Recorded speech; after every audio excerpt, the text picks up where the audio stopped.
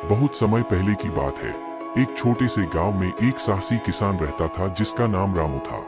रामू गरीब था, लेकिन उसमें एक अद्भुत सोच थी और उसका मन अदृश्य सपनों से भरा हुआ था। उसकी मुखरता से ही इसे देखकर लोग उसे साहसी किसान कहा करते थे। गांव में एक समय की बात है। बारिश नहीं हो रही थी और सभी किसान परेशान थे। पानी की कमी के कारण उनके खेतों में फसलें सूख रही थी। सभी लोग आशा हार चुके थे, लेकिन रामू ने कभी हार नहीं मानी और अपनी कड़ी मेहनत और आत्मविश्वास से भरी हुई आंखों से आसमान की ओर देखता रहता था।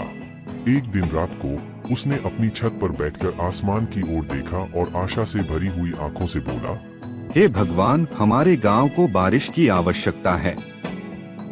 मैं जानता हूँ तुम मुझसे बहुत दूर हो, लेकिन कृपया मेरे गांव को बारिश दो ताकि हमारी फसलें बच सकें।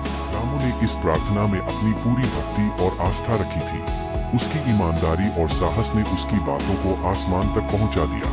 कुछ ही दिनों बाद गांव में अचानक बारिश होने लगी। लोग हैरान रह गए क्योंकि यह एक आसानी से संभव नहीं था। रामू ने बारिश का आगंतुक बनकर सबको चौंका दिया। बारिश के साथ ही रामू के खेतों में नई फसलें उगने लगी।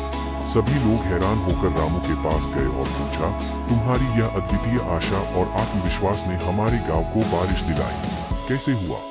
रामू मुस्कुराते हुए जवाब दिया, मैंने भगवान से सच्चे दिल से दुआ की कि हे भगवान, हमारे गांव को बारिश दो। और शायद मेरी यह आवाज भगवान तक पहुंची हो, जिससे बारिश हो गई।